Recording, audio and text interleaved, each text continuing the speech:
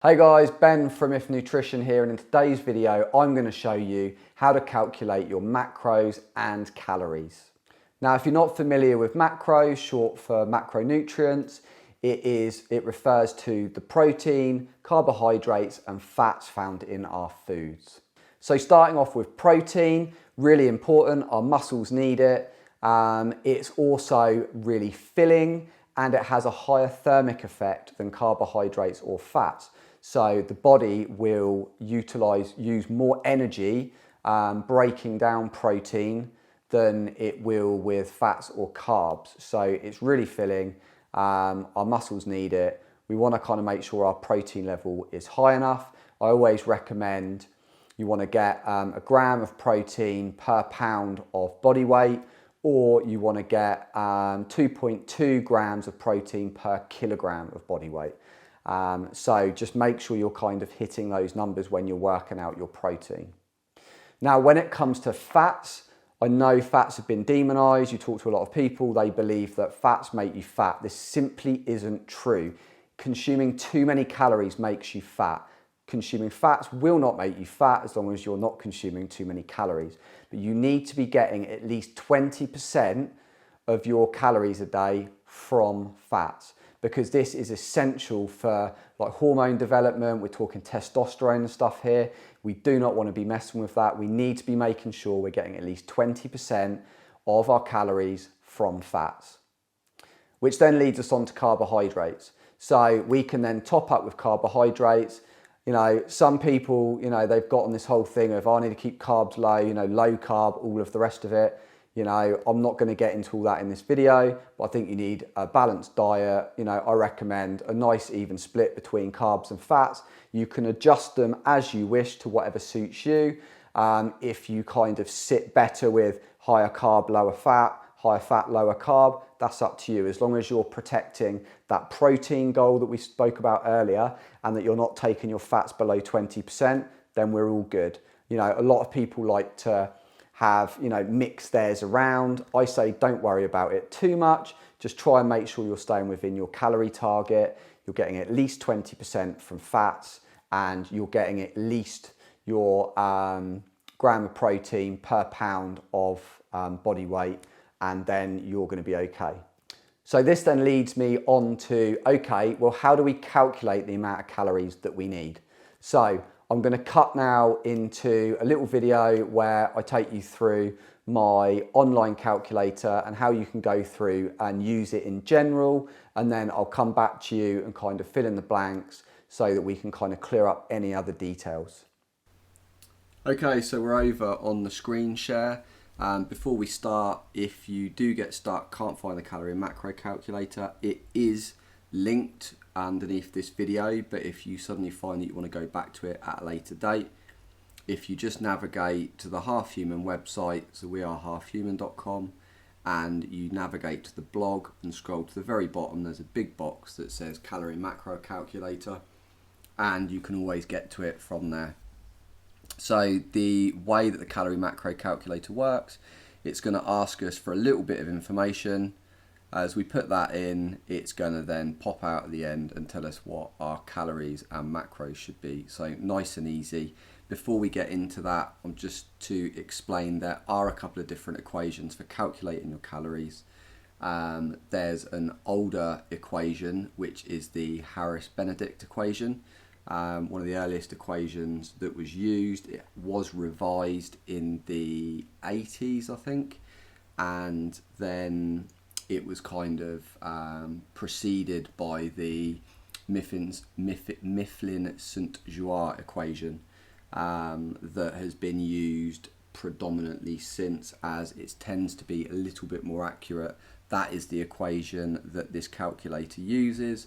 So like I said, you will have the equations and everything, and I will link off to that underneath the video, but really just use the calculator. It's so much easier. It's what I do, and it saves you having to do all the maths yourself.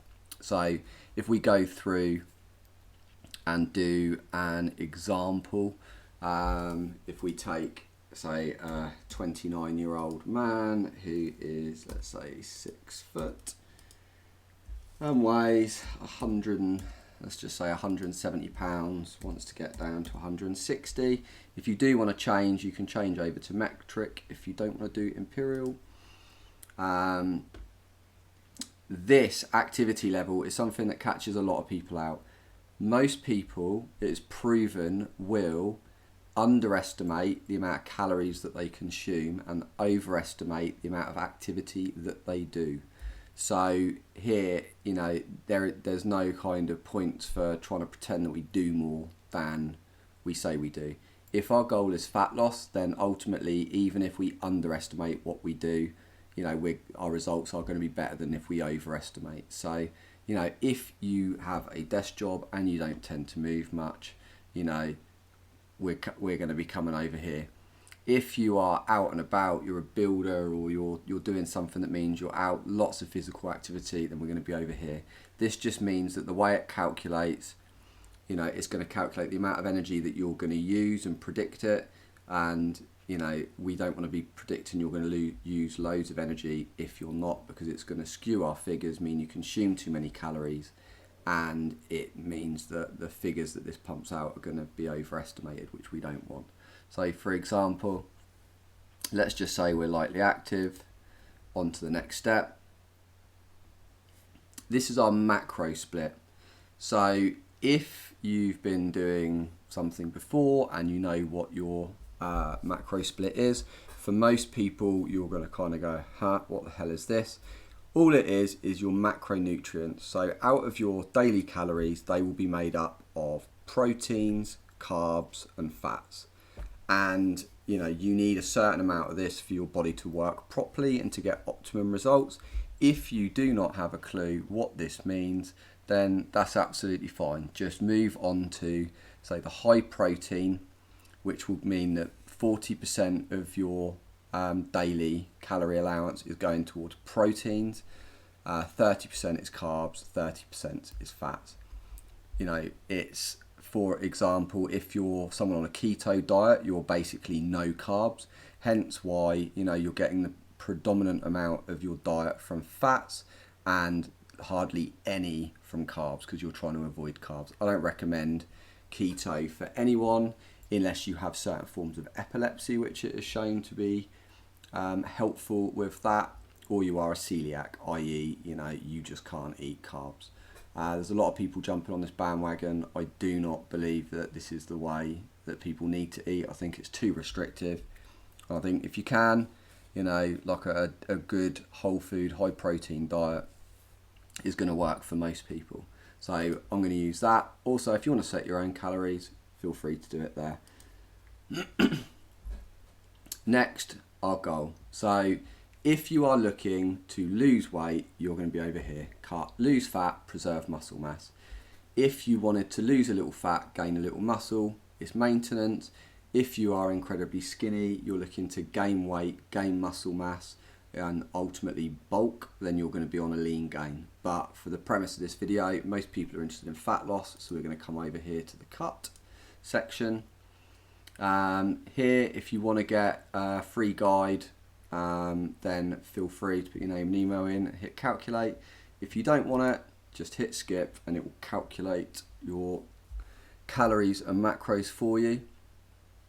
And if you see down here, it's just popped out our results, and you will see, based on what we've put in on a high protein diet, we're recommending calories of 1,845 calories a day, and out of that 40% is coming from protein, 30% is from carbs and 30% from fats. Now with this data here, this is obviously on a cut, so it is going to take you under maintenance, because we want to be eating less than our maintenance calories, i.e. the amount of calories your body needs a day to maintain its current weight. We want to eat under that because we want to start using our fat stores to get rid of some of that fat. So this would be the calories that you work to here. And you would basically take these calories, you can then plug them into your FitnessPal or whatever whatever app you are using to track your fitness, your calorie consumption, And then you can even go through and set out your macros so that as you log food, as you eat it, go through, plan out your meals for the day, you can work out exactly what you have been eating a day, and you should work out exactly what you should be to hit your goals. But to work out our calories and macros, it is as simple as that. You come to the calculator, you put your details in truthfully, you tell it your accurate activity level, decide what your macro split's going to be, and you set your goal. Hit go, and it will spit out your results, and you're able to take that, put that into MyFitnessPal, and then calculate your meals and eating based off of that. Okay, so I hope you found that walkthrough helpful. Just to go through, you are going to have to adapt it based on what your goals are.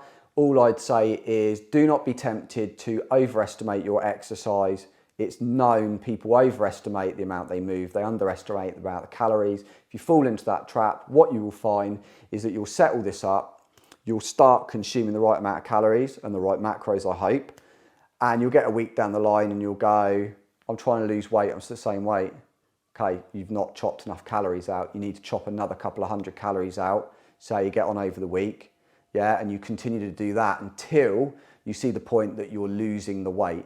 Then when you start to lose the weight, you know you're in a deficit. If you're not losing weight, you're not in a calorie deficit. The calculator will get you, close to where you need to be. It can't predict metabolisms and things like that. So that is your benchmark, your starting position. Likewise, if you're trying to put weight on, lean muscle mass, we don't want to put a load of fat on, we just want the muscle mass. The higher protein intake that we're talking about is going to protect our lean muscle mass when we're in a deficit, when we're cutting, when we're trying to lose weight. It's also going to help when we're trying to gain weight as well and keep it that muscle mass. But if you are overeating, you're going to see your rate of weight increase go too high. I always say, if you're getting 1 or 2 pounds of lean muscle mass a month, then you're doing good, because you're going to be able to gain that muscle mass without putting on a lot of body fat. The problem is the industry sets a lot of unrealistic expectations. There are a lot of people out there that take steroids that pretend to be natural athletes, and they can obviously put muscle on at a much greater rate and keep the fat off. You need to be realistic with your goals. You don't want to just put on a load of weight to put on a load of weight. Make sure you're putting on muscle mass. Don't just use the scales, use the mirror as well. You'll be able to see. And likewise, if you're not putting weight on at the rate that you would want to, after a week, if you're just not putting the weight on, try up in the calories, 100 calories. Give it another week. If you're still not, another 100 calories. Because what you'll find is, you'll get to a point, then you start hitting that sweet spot. You then work out exactly what your calories are based on all of the factors and your metabolism. Same with weight loss. If you're not losing enough weight, give it a week, chop off another 100 or 200 calories. When you start getting the weight loss going, maintain it at that rate. Ride that weight loss curve down. And then when you start to plateau again, you can take off another 100, 200 calories. So the calculator is the starting point to get your macros set.